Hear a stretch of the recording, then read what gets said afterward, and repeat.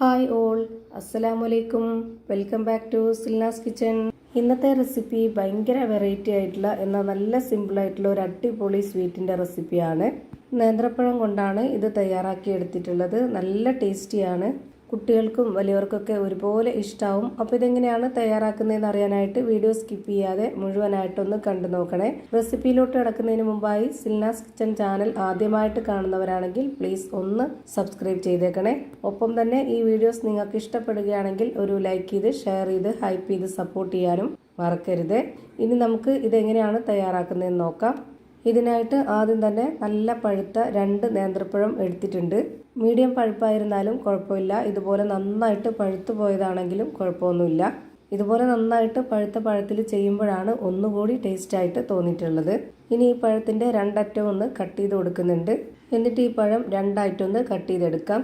പിന്നെ ഇത് ആവിയിലൊന്ന് വേവിച്ചെടുക്കണം. അപ്പോൾ അതിന് വേണ്ടിയിട്ട് സ്റ്റവിലേക്ക് ഒരു പാനാണ് വെച്ച് കൊടുത്തിട്ടുള്ളത്. അതിലേക്ക് കുറച്ച് വെള്ളം ഒഴിച്ചു കൊടുത്തതിന് ശേഷം ഒരു റിങ് ഇറക്കി വെച്ചിട്ട് ഇടിയപ്പത്തിൻ്റെ ആ ഒരു അരിപ്പത്തട്ട് വെച്ച് കൊടുത്തതിന് ശേഷം അതിനുള്ളിലേക്ക് ഈ ഒരു പഴം വെച്ച് കൊടുക്കുക.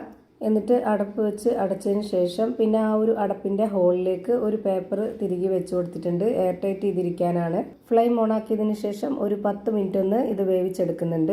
ഇപ്പോൾ ഇതാ നല്ല പോലെ വെന്ത് കിട്ടിയിട്ടുണ്ട്. ഇനി ഫ്ലെയിം ഓഫ് ആക്കി കൊടുത്തതിന് ശേഷം ഇത് വേറൊരു പാത്രത്തിലേക്ക് മാറ്റുന്നുണ്ട്. ഇതിൻ്റെ തൊലിയെല്ലാം ഇളക്കി കളഞ്ഞിട്ടാണ് ഇതുപോലെ ഇട്ട് കൊടുക്കുന്നത്. ഇനി ഈ നേന്ത്രപ്പഴം നന്നായിട്ടൊന്ന് ഉടച്ചെടുക്കാം. ചൂടോടെ തന്നെ ഉടച്ചെടുക്കുമ്പോഴായിരിക്കും നല്ല പെർഫെക്റ്റ് ആയിട്ട് കിട്ടുന്നത്. ഈ ഒരു നേന്ത്രപ്പഴം ഉടച്ചെടുക്കുമ്പോൾ നല്ല പോലെ ഒട്ടും കട്ടകളില്ലാത്ത രീതിയിൽ വേണം ഇത് ഉടച്ചെടുക്കാനായിട്ട്. ഇപ്പോൾ ഇതാ ഇതുപോലെ നന്നായിട്ട് ഉടഞ്ഞു കിട്ടിയിട്ടുണ്ട്. അടുത്തതായി ഇതിലേക്ക് പൊടി ഇട്ട് കൊടുക്കണം. ഞാനിതിലേക്ക് വറുത്ത അരിപ്പൊടിയാണ് ഇട്ട് കൊടുക്കുന്നത്. 1/2 കപ്പ് അളവിൽ ഇട്ട് കൊടുക്കുന്നുണ്ട്. പിന്നെ ഇതിലേക്ക് ഒരു നുള്ള് ഉപ്പ് ഇട്ട് കൊടുക്കാം. ഇനി ഇതിലേക്ക് ചെറിയൊരു മധുരത്തിന് വേണ്ടിയിട്ട് 2 സ്പൂൺ അളവിൽ പഞ്ചസാര ഇട്ട് കൊടുക്കുന്നുണ്ട്. ഈ ഒരു സ്പൂണിൻ്റെ അളവിൽ തന്നെയാണ് ഇട്ട് കൊടുക്കുന്നത്.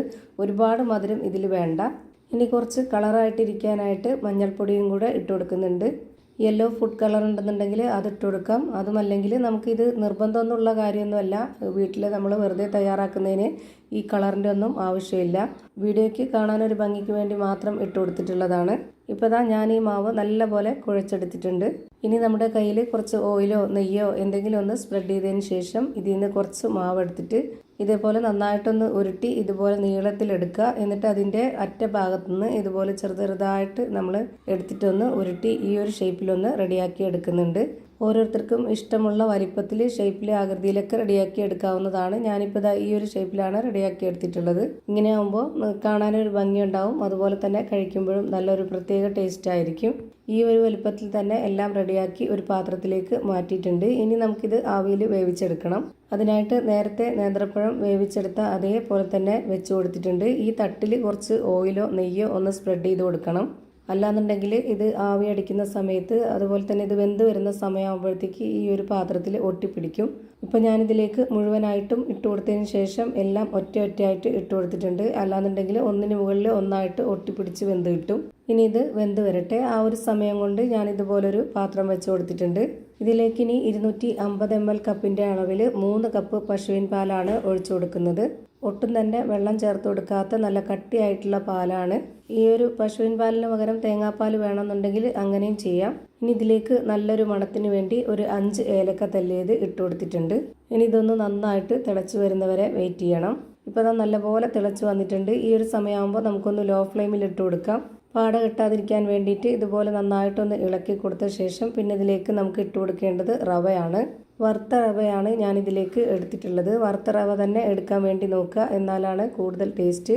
ഇപ്പോൾ ഞാനിവിടെ 1/4 കപ്പ് അളവിൽ ഇട്ട് കൊടുത്തിട്ടുണ്ട്. അതിനോടൊപ്പം തന്നെ ഇതുപോലെ കയ്യിൽ വെച്ച് ഇളക്കി കൊടുക്കുകയും ചെയ്തിട്ടുണ്ട്. അല്ലാന്നുണ്ടെങ്കിൽ കട്ടയായിട്ടിരിക്കും. ഇനി ഈ റവ നല്ലപോലെ ഒന്ന് വെന്ത് വരട്ടെ. ഇത് നമ്മൾ വെന്ത് കുറുകുന്നതിനനുസരിച്ച് ഓരോരുത്തരുടെ ഇഷ്ടത്തിനനുസരിച്ച് നമുക്ക് ഇതിൻ്റെ ആ ഒരു പരുവം റെഡിയാക്കി എടുക്കാവുന്നതാണ്. ഇനി ഇതിലേക്ക് മധുരത്തിന് ആവശ്യമായിട്ടുള്ള പഞ്ചസാരയാണ് ഇട്ട് കൊടുക്കുന്നത്. ഞാനിവിടെ 1/4 കപ്പ് അളവിൽ 1.5 കപ്പ് പഞ്ചസാര ഇട്ട് കൊടുക്കുന്നുണ്ട്. പിന്നെ ഇതിലേക്ക് മധുരത്തിനെ ബാലൻസ് ചെയ്യാനായിട്ടുള്ള ഒരു നുള്ള് ഉപ്പ് ഇട്ട് കൊടുക്കാം. ഞാൻ ഉപ്പിട്ട് കൊടുത്ത ഭാഗം കട്ടായി പോയതാണ് വീഡിയോയിൽ. ഇപ്പോൾ ഇത് നന്നായിട്ട് കുറുകി വരുന്നുണ്ട്. കുറച്ച് ലൂസായിട്ടാണ് ഞാൻ ഇതിനെ തയ്യാറാക്കുന്നത്. അതുകൊണ്ട് ഇതിലേക്ക് കുറച്ച് വെള്ളം ഒഴിച്ചു കൊടുത്തിട്ടുണ്ട്. പച്ചവെള്ളം ഒഴിച്ചു കൊടുക്കരുത്. ചൂടാക്കിയതിന് ശേഷം മാത്രം ആ ഒരു വെള്ളം ഒഴിച്ചു കൊടുക്കുക. ഇനി ഇതിലേക്ക് നേരത്തെ വേവിക്കാനായിട്ട് വെച്ചിരുന്ന ആ ഒരു നേന്ത്രപ്പഴത്തിൻ്റെ കൂട്ട് വെന്ത് കിട്ടിയിട്ടുണ്ട്. അത് മുഴുവനായിട്ടും ഇതിലേക്ക് ഇട്ട് കൊടുക്കുക. റവ വെന്തതിന് ശേഷമാണ് ഞാൻ ഇതിലേക്ക് ഈ ഒരു നേന്ത്രപ്പഴത്തിൻ്റെ കൂട്ട് ഇട്ട് കൊടുത്തിട്ടുള്ളത്. പിന്നെ ഇതൊരു 2 മിനിറ്റ് നേരം കൂടെ വേവിച്ചെടുത്താൽ മതി. ഇനി ഇതിലേക്ക് ലാസ്റ്റായിട്ട് കുറച്ച് നെയ്യിൽ അണ്ടിപ്പരിപ്പും മുന്തിരിയും താളിച്ചതും കൂടെ ഒഴിച്ചു കൊടുക്കുന്നുണ്ട്.